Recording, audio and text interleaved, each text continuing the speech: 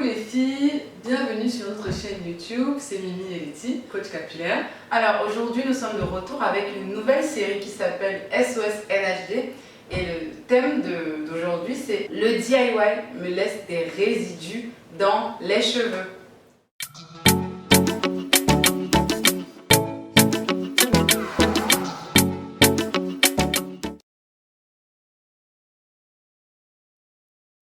Bonjour les filles, nous espérons que vous allez bien, que vous avez passé un bon week-end, que vous avez apprécié nos dernières vidéos qui étaient sur les séries DIY et notamment aussi la série Allo NHD. Voilà, beaucoup d'entre vous ont aimé en tout cas. Nous espérons que voilà, les nouvelles personnes qui ont commencé à regarder ont également apprécié. Alors aujourd'hui, c'est une vidéo qui va parler justement du DIY et les résidus dans les cheveux. Donc comme on l'a dit précédemment, j'ai les résidus dans les cheveux, que faire? Voilà, que faire quand on se retrouve dans ces cas-là?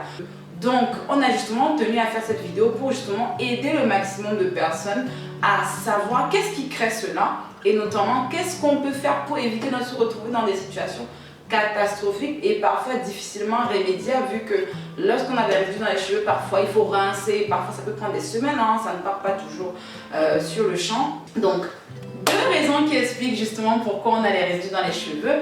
La première raison, c'est que on lit trop rapidement les recettes. Donc c'est une lecture trop rapide des recettes qui explique cela. Pourquoi? Parce qu'il y a des recettes qui nécessitent qu'on mélange certains ingrédients à part et ensuite d'autres. Il y a d'autres recettes qui nécessitent qu'on mélange tous les ingrédients ensemble. Bon, parfois on ne fait pas attention, on regarde la liste des ingrédients et on se dit bon, on va mélanger tout. Mais pourtant, il y a des recettes où ça se fait en 3 temps, 4 temps, ça dépend. C'est pour ça que parfois, il faut bien réfléchir avant de faire la recette. Donc, première des choses, c'est vraiment cette lecture trop rapide là. Et aussi, dans cette lecture trop rapide, parfois, on ne fait pas attention au fait que est-ce que c'est un cheveu afro-naturel qui est fait pour cette recette est faite pour un cheveu afro-naturel comme le mien. Pourquoi est-ce qu'on attire votre attention dessus?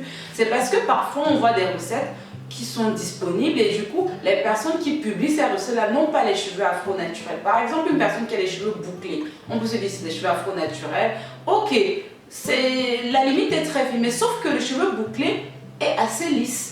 Un cheveu bouclé vraiment avec la boucle en spirale, pas très resserré, assez détendu par exemple. C'est un cheveu qui, par exemple, lorsqu'on va lui appliquer des masques à l'avocat, qui ne sont peut-être les avocats qui sont même peut-être pas très mûrs, ben, il n'y aura pas de résidus. Parce que lorsqu'on va rincer, ben, ça glisse. Pareil pour les cheveux européens. Alors que nous, sur notre cheveu, pour peu qu'on applique, on ne fait pas attention et qu'il y a des grumeaux, ben, on se retrouve avec des résidus dans les cheveux. Donc, ça c'est le premier bien point d'attention, c'est vraiment la lecture trop rapide des recettes. La deuxième raison qui explique pourquoi on a des résidus dans les cheveux, c'est tout simplement parce qu'on oublie de filtrer systématiquement les recettes. Pourquoi? Parce qu'il y a des recettes par exemple qui nécessitent de filtrer, d'autres peut-être pas. Mais quand on débute, on ne sait pas. On ne sait pas choisir les bons ingrédients. Parfois, il faut un avocat très tendre, mais on choisit un avocat pourri. Ou bien il faut un avocat très tendre, on va choisir un avocat qui est peu tendre.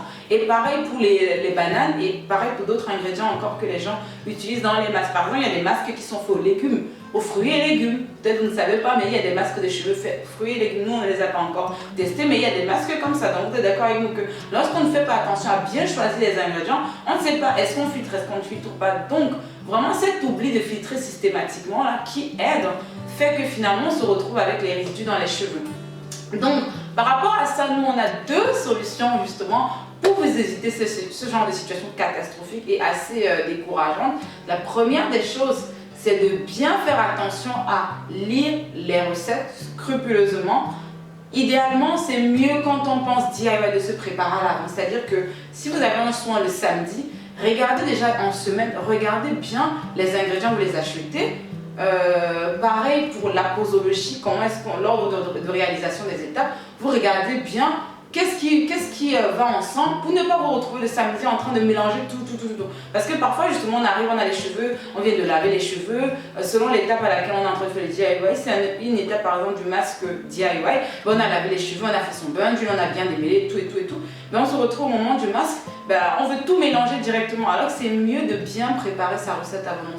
Ça passe par là, si on anticipe à minima, on va bien lire la recette. Regardez quand la personne dit attention à ci, attention à ça. Ben, ce qui fait que le jour J, nous, on l'a en tête déjà. On sait un minimum de préparation qui peut aider. La deuxième chose, c'est d'intégrer automatiquement que toutes les préparations DIY qui se rincent, c'est-à-dire les macérats huileux, soit les huiles faites maison, que ce soit les shampoings liquides, et pareil, liquide fait maison, hein, on entend bien parce qu'il y a le liquide d'industriel, il n'y a pas de souci par rapport à ça, mais le liquide fait maison, par exemple le shampoing en poudre fait maison et tout, bien faire attention.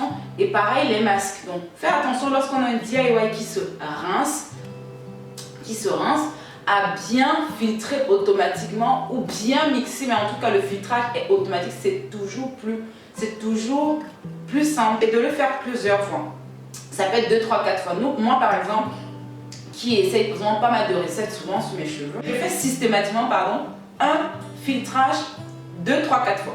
Ça peut être chiant, ça peut être fatigant, surtout avec un collant, on vous l'avez expliqué dans les précédentes vidéos. Vous prenez le collant, vous mettez un collant opaque, le collant noir de préférence. Vous prenez un collant opaque, pas très léger parce qu'il peut se percer, un collant opaque que vous mettez sur vos jambes, hein, bien sûr, vous le coupez, vous versez la préparation, vous filtrez une fois, vous remettez, vous filtrez une deuxième fois, vous remettez, vous filtrez une troisième fois, et vous allez vous retrouver avec une préparation lisse. Et donc quand la préparation sera smooth et lisse, vous pourrez appliquer sur vos cheveux et les laisser reposer, et là il n'y aura pas de résidus. En tout cas moi je suis, moi particulièrement, et Letty parfois aussi, les préparations DIY ne nous laissent pas de résidus. Donc vraiment, essayez ces 2 recettes-là.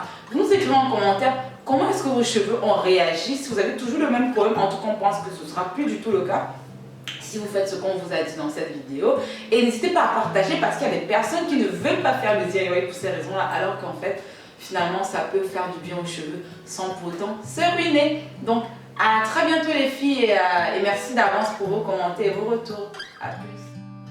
Merci d'avoir regardé la vidéo, n'hésitez pas à liker, vous abonner et surtout dites-nous en commentaire ce que vous en pensez. C'était Mimi et Letty. À bientôt.